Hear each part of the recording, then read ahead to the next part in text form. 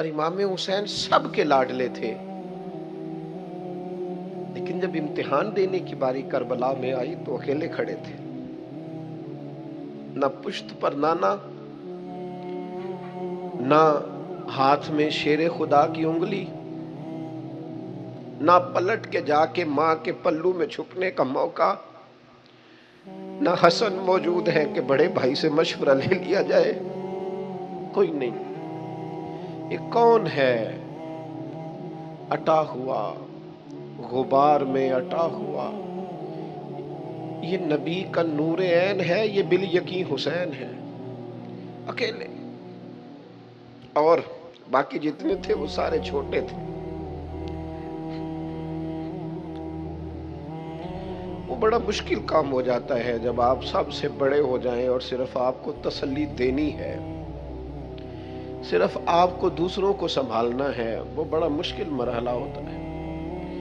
لیکن امام حسین نے اس مشکل مرحلے کو اس طرح گزارا کہ وہ بڑے تھے نا، بس اتنا کہوں گا کہ حسین وہاں پر شکر کرتے تھے جہاں پر صبر مشکل تھا، وہاں پر شکر کرتے تھے جہاں پر صبر مشکل تھا، جہاں صبر مشکل سے ہوتا ہے وہ وہاں گردن جھکا کے کہتے تھے آمنا وصدقنا، ٹھیک ہے، دکھ قبول محمد بخشا، بس راضی رہن پیارے۔ 9-10 محرم کی درمیانی رات عمر بن سعد امام علی مقام کے خیمے میں آیا اور آ کے کہنے لگا حسین باتیں دو ہی ہیں، اب یزید اور عبید اللہ ابن زیاد اور دیگر کوئی اور بات سننے کو تیار نہیں ہوتے، دو ہی باتیں ہیں، یا آپ کو بیعت کرنی ہے یا جنگ کرنی ہے۔ تو امام علی مقام فرمانے لگے کہ مجھے 1 رات کی مہلت دے دو، 1 رات کی مہلت، سویرے بتاؤں گا کیا کرنا ہے۔ 9-10 کی درمیانی رات عمر بن سعد نے کہا ٹھیک ہے میں سویرے آ جاؤں گا۔ تو عمر بن سعد خیمے سے باہر نکلا تو حضرت عباس بن علی، حضرت عباس رضی اللہ تعالیٰ عنہ حاضر بارگاہ ہوئے تو امام علی مقام سے عرض کرنے لگے بھائی جان مجھے پتہ ہے سویرے آپ نے کیا فیصلہ کرنا ہے، اور آپ کو بھی پتہ ہے سویرے کیا فیصلہ کرنا ہے، تو یہ بد باطن قسم کے لوگ ہیں، یہ سوچیں گے پتہ نہیں حسین کمزور پڑ گیا، تو ابھی بتانا تھا کہ ہم نے بیعت نہیں کرنی، آپ نے رات مہلت کیوں مانگی، یہ پتہ نہیں رات کیا کیا بدگمانیاں سوچیں گے، فیصلہ تو سویرے بھی وہی ہونا ہے اور اب بھی وہی ہونا ہے کہ ہم یزید کی بیعت کرنے کو تیار نہیں ہیں، تو آپ یہ بھی بات کر دیتے۔ تو امام حسین فرمانے لگے عباس تیرا کیا خیال ہے، میں نے سوچنے کے لیے ٹائم لیا ہے، تیرا کیا خیال ہے کہ میں نے کوئی نئے راہ تلاش کرنی ہے، کوئی مجھے اور کسی فوج کے پہنچ جانے کی امید ہے؟ کہا نہیں مجھے کچھ بھی نہیں کرنا، نہ کچھ سوچنا ہے، فیصلہ بھی وہی ہے جس کا تجھے پتہ ہے، لیکن بھائی یہ آخری رات بچی ہے، کل حسین دنیا سے جائے گا، آخری رات بچی ہے، دل کرتا ہے کہ آج کی رات نہ میں رج رج کے اپنے رب کو سجدے کروں، میں جی بھر کے اس کی عبادت کروں، یہ پیشانی اس کے حضور ناز جھکے۔ او یار حسین ابن علی تو ایک رات باقاعدہ بچائیں کہ میں نے اللہ کے حضور حاضری دینی ہے اور تو ساری راتیں ضائع کر دیتا ہے۔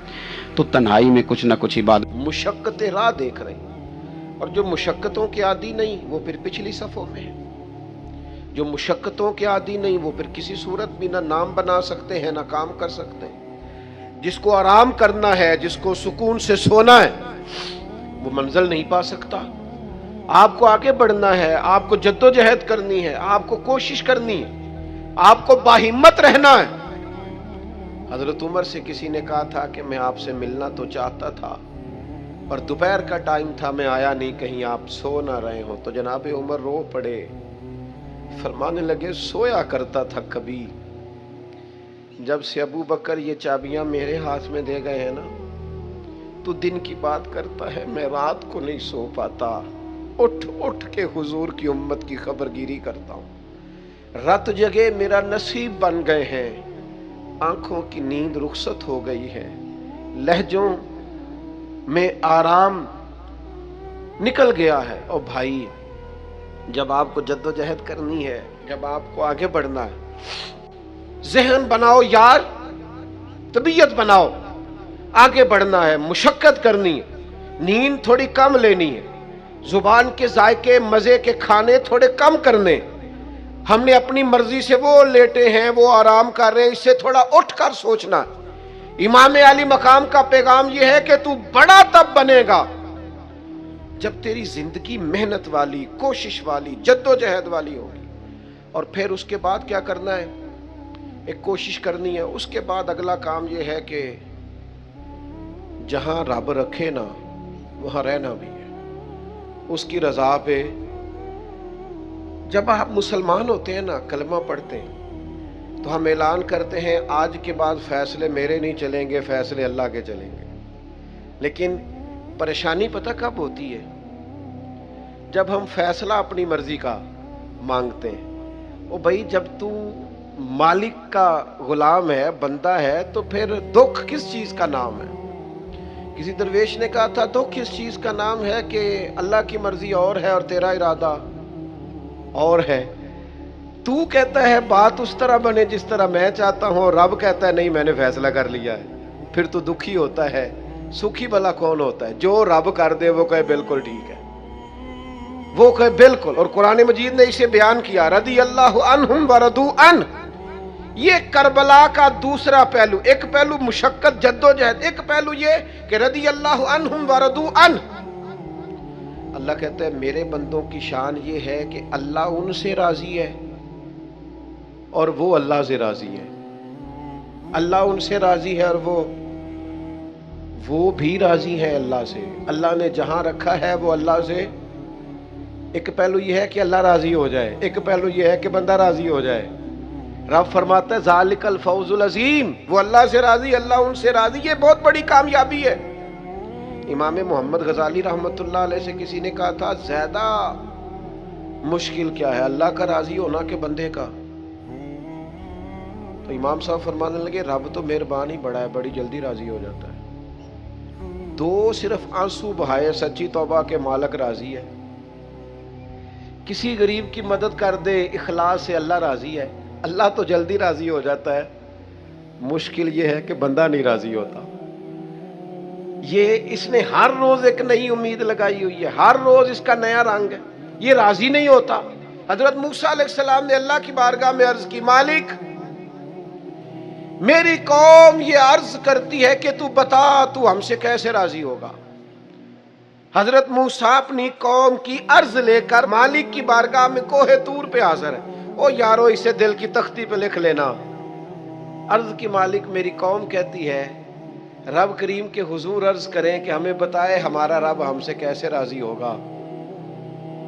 تو حضرت کلیم کہتے ہیں جب رب کی بارگاہ میں عرض کیا تو مالک نے فرمایا ان سے جا کے کہو وہ مجھ سے راضی ہو جائیں، بس وہ راضی ہو جائے میں بھی ان سے راضی ہو جاؤں گا۔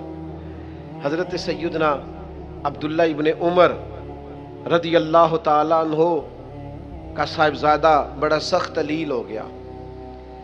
بچے بیمار ہو جائیں تو تکلیف بڑی ہوتی ہے انسان کی طبیعت کو۔ حضرت عبداللہ ابن عمر کے بیٹے بڑے سخت علیل ہو گئے۔ جناب عبداللہ ابن عمر بڑے پریشان ہیں، کبھی ادھر جاتے ہیں کبھی ادھر جاتے ہیں، اس حکیم کے پاس اس طبیب، سخت پریشان۔ آپ کے دوست احباب دیکھتے کہ حضرت عبداللہ ابن عمر بڑے سخت آزمائش میں، بیٹے کا انتقال ہو گیا، صحت نہ ہو سکی، اللہ کا حکم آ گیا۔ اب یہ جو انتقال ہے یہ ظاہر ہے بیماری سے زیادہ مشکل کام ہے، بیٹا چلا ہی گیا ہے۔ لیکن وہ لوگ کہتے ہیں جب ہم بعد میں تعزیت کرنے کے لیے گئے تو جناب عبداللہ ابن عمر کو بڑا مطمئن دیکھا۔ تو ہم نے عرض کی کہ حضور اس وقت تو صرف بیمار تھا تو آپ زیادہ تسلی میں نہیں تھے اور اب آپ بڑے تسلی میں محسوس ہوتے ہیں، وجہ؟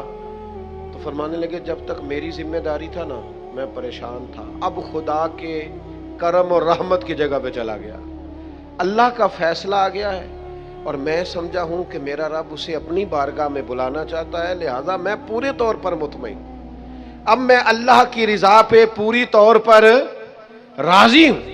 میرے عزیز جب تک یہ رضا حاصل نہیں، کیا لطیف انداز ہے۔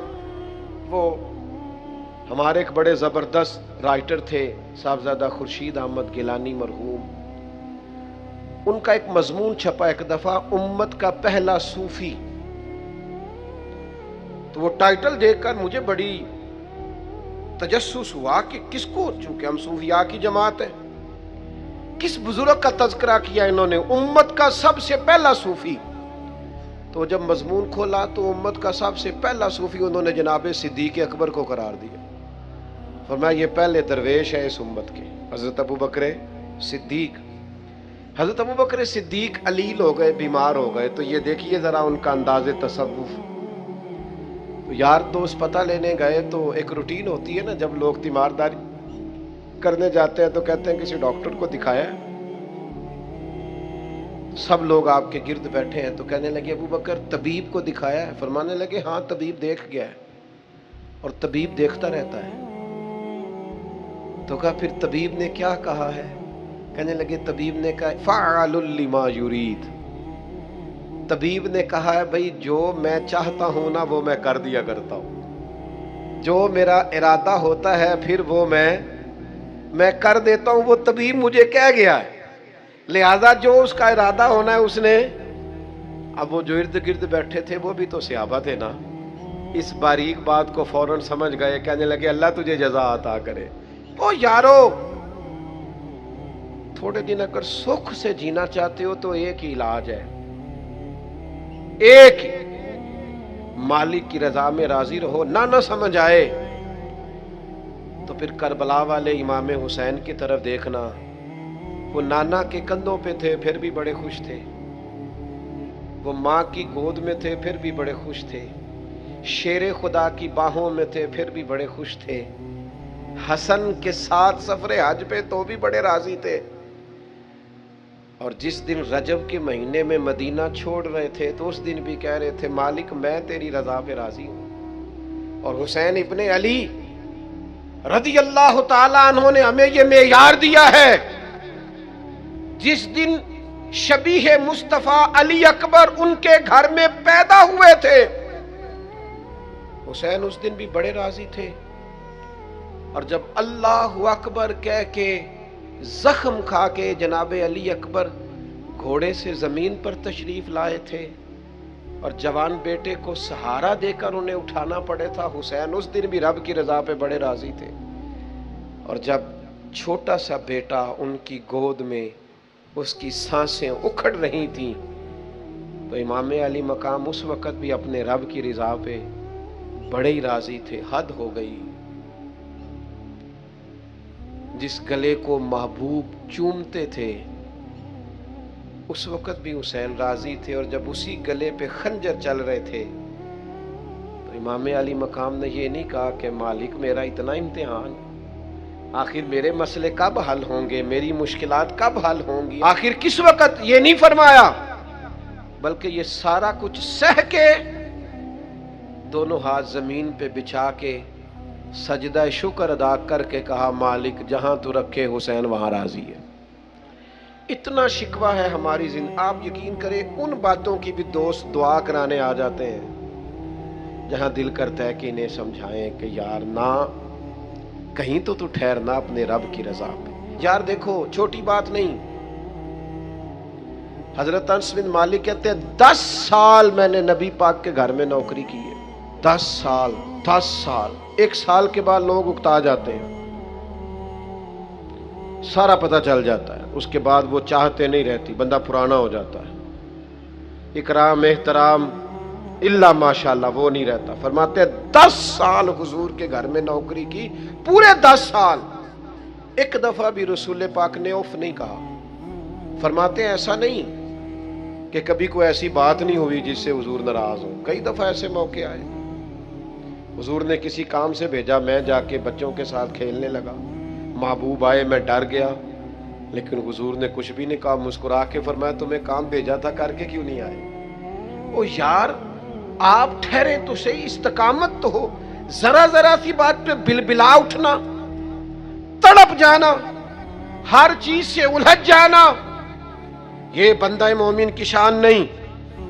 طاقتور زندگی گزارو، طاقتور، ایک تو یہ کہ مشقت کرنی ہے، دوسرا اللہ کی رضا پہ راضی رہنا، اور تیسری بات یہ سوچیں کبھی ذاتی قسم کی نہیں بنانی، سوچیں ملی قسم کی، قومی آفاقی سوچیں. اتنے دوست ہماری خانقاہ سے وابستہ ہیں، یہاں کسی آستانے سے وابستہ ہیں، کچھ ہمارے پاس مدرسے میں پڑھتے ہیں، کہیں بھی آپ پڑھتے ہیں. آپ کی سوچیں جب تک ملی اور قومی نہیں ہوتی، آپ بہت زیادہ بھی باصلاحیت ہیں تو آپ کوئی کردار نہیں ادا کر سکتے. آپ کو اللہ نے جو صلاحیت دی ہے وہ دین کے لیے خرچ کریں. کوئی بھی صلاحیت ہے آپ کی عزیز، وسیع الظرفی، وسیع المشرب، آپ اپنی صلاحیت سے قومی فائدہ کریں. آپ کیا مطلب ملی باتیں، چھوٹی باتیں، چھوٹا سا ذہن، چھوٹی سی بات، آپ وسیع بات کریں. امام بخاری لکھ گئے،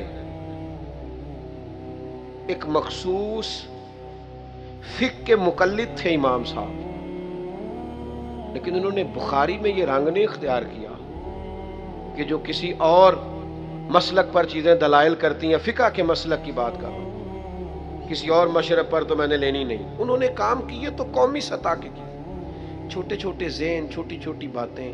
ہمارا ہی مدرسہ نہیں، دنیا میں مدرسے، ہماری خانقاہ نہیں، دنیا میں خانقاہیں. ہم اگر ایک دوسرے سے لوگوں کو توڑنے لگیں گے تو ملی کام نہیں ہوگا.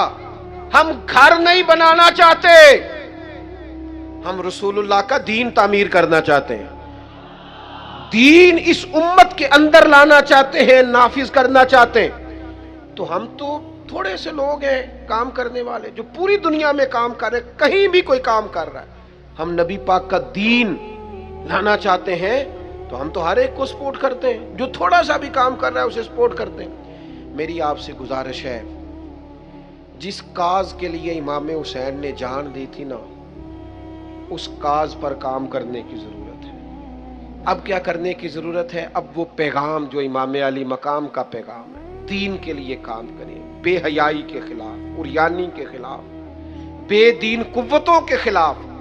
لوگوں کو سکون ملے گا، انہیں قائل کریں کہ سکون تمہیں نماز میں ملے گا، عبادت میں ملے گا، دیانتداری میں سکون ہے، قناعت میں سکون ہے، عزت نفس اور خودداری میں جو تمہارے لیے اللہ نے رکھا ہے اس میں سکون ہے.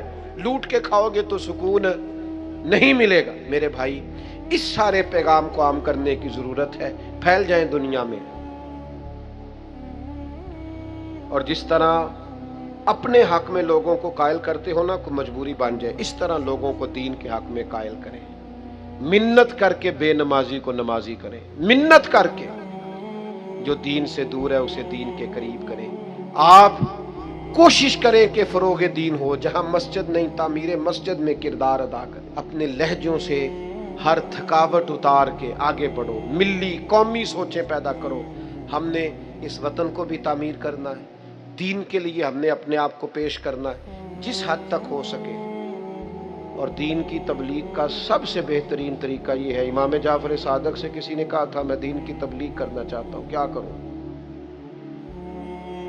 پیغام امام حسین کانفرنس میں بات ختم کرتے وقت امام حسین کے پوتے کی بات سنا رہا ہوں. کہا حضور دین کی تبلیغ کرنا چاہتا ہوں، کیا کروں؟ فرمانے لگے دین پہ عمل کرنا شروع کر دے. یہ دین کی تبلیغ. آپ کا اچھا اخلاق یہ دین کی تبلیغ. آپ کا معاف کرنے کا جذبہ یہ دین کی تبلیغ. آپ کی خیر خواہی، لوگوں کا بھلا کرنا، یہی دین کی تبلیغ. صرف تقریر سے تبلیغ نہیں کریں آپ کا عمل اور کردار یہ دین کی تبلیغ ہے. آپ اپنا انداز زندگی بدل جائیں، انداز خوبصورت کر جائیں، یہ دین کی تبلیغ شروع ہو جائے گی. 3 باتیں آپ کی خدمت میں رکھی ہیں اس پورے گفتگو کا نتیجہ. ایک تو زندگی مشقت والی، محنت والی، جد و جہد والی. یہ جو نوجوان آرام ڈھونڈتے ہیں نا، سکون، اقبال کہتے ہیں لہو مجھ کو رلاتی ہے جوانوں کی تن آسانی. یہ تیار ہو جائیں. مشقت، جد و جہد، کوشش. اور دوسری بات، اس کوشش کے بعد بھی رب جو فیصلہ کرے رب کے فیصلے پر راضی رہیں، مقام تسلیم و رضا والی زندگی گزاریں. اور تیسری گزارش، سوچیں سطحی نہیں، ذاتی نہیں، عالمی سوچیں. میں بڑے درد سے یہ بات عرض کروں، لوگ اپنی ذات کے لیے دین کا استعمال کرتے ہیں، اپنی ذات کے لیے. جو میرا ذاتی مخالف ہے میں اسے یزید کہہ دیتا ہوں. میرا ذاتی مخالف، ہمارا ذاتی مخالف ہوتا ہے، ہم کہتے ہیں بے ایمان ہو گیا۔ او خدا کے بندے، تیرے سے اختلاف ہوا ہے، تو اسے یزید تو نہ بنا، اتنی بڑی لعنت کا توق تو نے گلے میں ڈال دیا۔ اگر وہ یزید ہے تو اپنے آپ کو کیا سمجھتا ہے؟ اپنا پھر تو نے درجہ کیا بن؟ اتنی جلدی نہیں، قومی سوچیں پیدا کریں، کوشش کریں کہ آپ ملی کام کریں، آپ لوگوں کو جوڑیں۔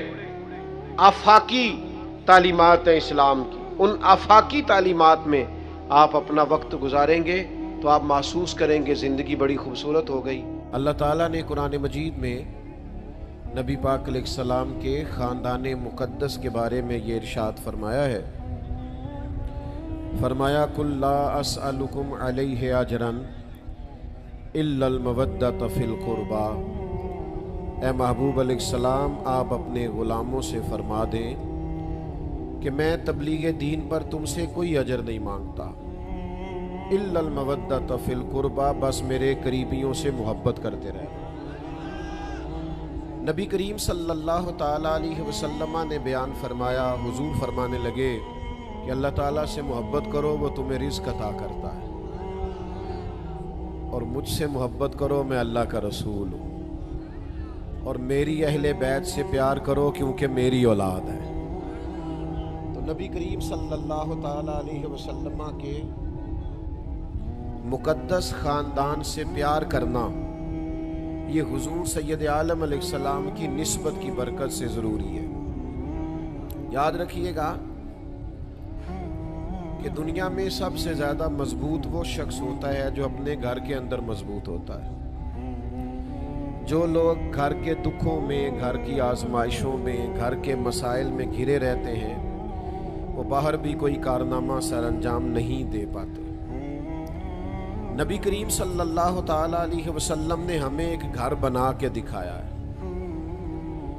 حضور نے ایک کاشانہ نور ہمیں بنا کے دکھایا کہ گھر اس طرح بنتا ہے، اور نبی پاک علیہ السلام نے فرمایا میں ظاہری طور پر جا رہا ہوں گویا، لیکن تمہیں دو چیزیں دے کے جا رہا ہوں، اگر تھام کے رکھو گے تو گمراہی کبھی تمہارے پاس نہیں آئے گی۔ یا رسول اللہ صلی اللہ علیہ وسلم، وہ دو چیزیں کون سی ہیں؟ تو فرمایا کہ اللہ کا قرآن دے کے جا رہا ہوں، دوسرا اپنا خاندان دے کے جا رہا ہوں۔ یہ تم تھام کے رکھو گے تو کبھی گمراہ نہیں ہوگے۔ حضور کا خاندان کیسا تھا، ان کا طرز حیات کیسا تھا، دو چار باتیں آپ کی خدمت میں عرض کرنی ہے۔ سب سے پہلی بات تو یہ ہے کہ نبی پاک علیہ السلام کے خاندان نے انتہائی سادہ زندگی گزاری ہے۔ یہ جو آج ہم بہت زیادہ خواہشات میں پڑ گئے ہیں اور لمبے چوڑے خرچے بنا لیے ہیں اور ضروریات کی بجائے خواہشات کا سارا مسئلہ بن گیا ہے، مہنگے لباس، مہنگے گھر، مہنگی گاڑیاں۔ حضور علیہ السلام نے اپنی اولاد کے لیے دعا مانگی جو جامع ترمذی میں موجود ہے۔ کریم اللہ کی بارگاہ میں عرض کرنے لگے، اے اللہ ایک وقت روٹی دینا اور ایک وقت فاقہ دینا۔ یہ دعا حضور نے مانگی ہے، اے اللہ ایک وقت روٹی دینا اور ایک وقت۔ آج کوئی یہ دعا مانگتا ہے؟ چلیں عام لوگوں کو تو چھوڑیں، مولوی پیر بھی مانگتے، حضور نے مانگی ہے، اے اللہ ایک وقت روٹی دینا اور ایک وقت فاقہ دینا۔ کہا اے اللہ جب تو مجھے رزق عطا کرے تو میں تیرا شکر ادا کروں، اور جب تو فاقہ دے تو پھر میں تیری بارگاہ میں التجا کروں۔ تو یہ سادہ طرز زندگی خود نبی کریم علیہ السلام نے اللہ سے مانگا ہے۔ حضرت عائشہ صدیقہ رضی اللہ تعالیٰ عنہ فرماتی ہیں کئی دن گزر جاتے تھے گھر میں چولہا نہیں جلتا تھا، کھجور اور پانی پہ گزارا کر لیا کرتے تھے۔ یہی حضور نے طرز زندگی اپنی اولاد کو بھی سکھایا۔ اللہ کے محبوب علیہ السلام سیدہ فاطمہ رضی اللہ تعالی عنہا کے کاشانہ نور میں تشریف لے گئے تو سیدہ پاک نے نئے پردے لگوائے تھے اور کچھ بازو پہ نئے کنگن پہنے تھے۔ حضور واپس تشریف لے آئے۔ سیدہ پاک نے مولا علی شیر خدا رضی اللہ تعالیٰ عنہ کی خدمت میں عرض کیا، کریم آئے تھے کوئی بات ہی نہیں کی، لوٹ گئے۔ مولا علی شیر خدا حضور کی عالی مرتبت بارگاہ میں حاضر ہوئے، یا رسول اللہ کیا ہوا؟ تو تو حضور فرمانے لگے فاطمہ نے کنگن پہنے ہیں اور نئے پردے لگائے ہیں، میرا اور دنیا کا آپس میں کیا تعلق؟ تو حضور سید عالم صلی اللہ تعالی علیہ وآلہ وسلم نے سادہ طرز زندگی اپنے گھر والوں کو سکھایا۔ تو میرے پیارے بھائیوں، بالخصوص نوجوانوں، اپنی زندگی میں سادگی لائیں، اس سے برکت ہوتی ہے، اور سادہ طرز زندگی پھر بھی آسان ہوتا ہے۔ دوسرا، نبی پاک علیہ السلام کے خاندان کا کمال دیکھیے۔ آپ سیدہ پاک حضرت فاطمہ رضی اللہ تعالیٰ عنہ کی سیرت پڑھ لیں، حضور علیہ السلام کی سیرت نور پڑھ لیں، آپ کو ہر سیرت نگار یہ لکھتا ہوا نظر آئے گا کہ مہینہ مہینہ چولہا نہیں جلا، ہر سیرت نگار پر۔ پتہ مزے کی بات کیا ہے؟ وہی سیرت نگار چند صفحے آگے جا کے یہ بھی لکھے گا کہ جو دروازے پہ آیا ہے اسے جھولی بھر کے عطا فرمایا گیا۔ دو جہاں کے شاہ ہیں پر پاس کچھ رکھتے نہیں، دو جہاں کی نعمتیں ہیں ان کے خالی ہاتھ میں۔ تو میرے عزیز، سخاوت بڑی کی، بانٹا بڑا، دیا بڑا۔ یعنی امام حسین رضی اللہ تعالیٰ عنہ کے پاس ایک سائل آ گیا، تو آپ نے فرمایا تھوڑی دیر ٹھہرو، تھوڑی دیر کے بعد رقم آئی، آپ نے اسے دی تو 1000 دینار دی، اور دینے کے بعد کہنے لگے معذرت کرتا ہوں، آپ کو تھوڑا انتظار کرنا پڑا۔ یعنی خود بھیک دیں، خود ہی کہیں منگتے کا بھلا ہو۔ ہمارے اول تو ہم سادگی نہیں اختیار کرتے، اور اگر کبھی کوئی رقمیں آ جائیں، کوئی آدمی وسیع اس کے پاس رزق آ جائے تو اپنے خرچے بڑھا لیتا ہے، مہنگی گاڑیاں لے لیتا ہے، ساتھ والا پلاٹ خریدنے کے چکر میں آ جاتا ہے۔ سخاوت نہیں کرتے، بانٹتے نہیں، یہ مزاج پیدا کریں۔ تیسری بات آپ کو حضور کے اہل بیت نبوت میں یہ ملے گی کہ وہ کثرت سے سجدے کرنے والے لوگ تھے۔ آج ہماری محفلیں لمبی ہیں، نمازیں چھوٹی ہیں، صرف جلسے کرا کے لوگ عاشق رسول بننا چاہتے ہیں۔ محض جلسوں سے، محض نعروں سے عشق رسول ثابت نہیں ہوتا، آپ کو اس کے لیے عملی جد و جہد بھی کرنی ہے نا۔ نماز بھی تو حضور نے فرمایا نا میری آنکھوں کی ٹھنڈک ہے۔ اور اگر آپ عشق رسول صرف اسی چیز کا نام ہے کہ نوٹوں کی دتی اوپر جا رہی ہے اور نیچے آ رہی ہے، اور میلاد کی محفل کے اندر بھی آپ نے صرف مالداروں کو اگلی سیٹوں پہ بٹھا لیا ہے، اور جس کو 35 سال ہو گئے مسجد میں فجر کی اذان دیتے ہوئے، اس کو میلاد کی محفل کا اسٹیج بھی نصیب نہیں ہوا، وہ پھر بھی پیچھے ہے اس لیے کہ پیسے کوئی نہیں نا پاس۔ تو بھائی، سجدوں کا پیار، عبادت۔ حضرت سیدہ پاک رضی اللہ تعالیٰ عنہ ساری رات نفل پڑھا کرتی، ساری رات۔ امام حسین، امام حسن رضی اللہ تعالیٰ عنہ کثرت سے سجود کرنے والے۔ خود صحیح مسلم میں حدیث موجود ہے، حضرت سیدہ عائشہ صدیقہ ام المومنین رضی اللہ تعالیٰ عنہ بیان فرماتی ہیں، ساری رات ہی نبی پاک نے نفل پڑھے، ساری رات ہی گویا، اور اتنے نوافل حضور نے ادا کیے کہ سحری کے وقت میں نے دیکھا مقدس قدموں پہ ورم آ گئے۔ میں نے عرض کی حضور آپ کے صدقے اللہ اگلے پچھلوں کو معاف کرے گا، آپ اتنی مشقت کرتے ہیں؟ تو فرمایا آپ نے مجھے کہا ہے نا کہ اللہ کے مجھ پر بڑے انعامات ہیں، تو پھر میں اپنے رب کا شکر گزار بندہ نہ بنوں؟ چوتھی بات میرے عزیز اہل بیت نبوت میں آپ کو ملے گی، وہ ہے صبر، جو ہم بالکل نہیں کرتے۔ صبر، قرآن مجید میں کم و بیش 100 مقام پہ صبر کا ذکر ہے، اور سنو نوجوانوں کے عرض کر رہا ہوں، 100 مقام پہ قرآن مجید تو ایک دفعہ کسی بات کو کر دے تو بہت بڑی ہے، 100 مقام پہ ذکر ہے، اور کم و بیش 500 احادیث ہیں، احادیث و آثار و روایات، جن میں نبی پاک نے اپنی امت کو صبر کی تلقین فرمائی۔ اور ان ساری باتوں کو جمع کرنے کے بعد مولا علی شیر خدا رضی اللہ تعالیٰ عنہ فرماتے ہیں، جو انسانی جسم میں سر کا مقام ہے نا، وہی دین میں صبر کا مقام ہے۔ تو حوصلہ پیدا کریں۔ ہم اپنے گھر میں بھی مسائل کو حل کرنے میں بھی بہت ساری جگہوں پہ ہم کچھ بے صبری کا مظاہرہ کرتے ہیں، اس کا لازمی نتیجہ یہ نکلتا ہے کہ جلد بازی کی وجہ سے فیصلے درست نہیں ہوتے، پریشانیاں بھی بڑھتی ہیں، اور بعض اوقات تلخیوں میں بھی اضافہ ہوتا ہے۔ تو تو میرے عزیز کرنے کا کام یہ ہے کہ حوصلہ پیدا کریں، صبر پیدا کریں، اطمینان پیدا کریں. آپ کو نا حضور کی اولاد پاک میں استقامت بڑی ملے گی. ہم نا ایک کام کرتے ہیں اور پھر وہ شام سے پہلے بدل دیتے ہیں. ہمارا ارادہ صبح کچھ ہوتا ہے، دوپہر کچھ ہوتا ہے، شام کچھ ہوتا ہے. اصل استقامت ہے.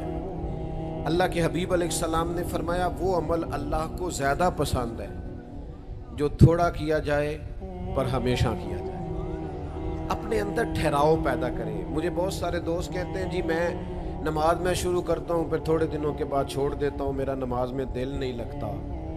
تو میں ان سے کہتا ہوں نماز تو اللہ کی عبادت ہے، دل نہ بھی لگے پھر بھی پڑھنی ہے. اس کا کیا مطلب ہوا کہ میرا دل نہیں لگتا؟ دل تو سویرے دکان پہ جانے کو بھی نہیں کرتا، پر کیوں نہیں چھٹی کرتے؟ جاتے ہو. تو معاملہ تو یہ ہے کہ عبادت میں آپ نے توجہ دینی، استقامت اختیار کرنی، کمزور نہ پڑا کریں. یہ آج کل لمبی دیر تک جو لوگ موبائل استعمال کرتے ہیں ان کی فجر مس ہوتی ہے. خدا را اللہ سے ڈریں. اپنی نماز کے معاملے میں اپنے آپ کو استقامت والا بنائیں، اپنی عبادات کے معاملے میں اپنے آپ کو استقامت والا بنائیں. اپنے ماحول کے اندر آپ تقوی لے کے آئیں، پرہیزگاری لے کے آئیں، خوبصورتی لے کے آئیں. آپ خود محسوس کریں گے کہ آپ کے اندر ٹھنڈک پیدا ہو رہی ہے، اطمینان پیدا ہو رہا ہے، سکون پیدا ہو رہا ہے. تو پھر میں دوبارہ اپنی ساری گفتگو کو دہراتا ہوں. ایک تو حضور کا گھرانہ بڑی شان والا، فرمایا میری نسبت کی وجہ سے ان سے محبت کرو. دوسرا نبی پاک کے گھر میں سادگی ہے. تیسرا سخاوت ہے. چوتھا عبادت ہے. اور پنج تن پاک کا صدقہ پانچویں بات استقامت ہے. تو ہم نے استقامت کو نہیں چھوڑنا. ان چیزوں پر ضرور توجہ دیں. آخر دعوانا الحمدللہ.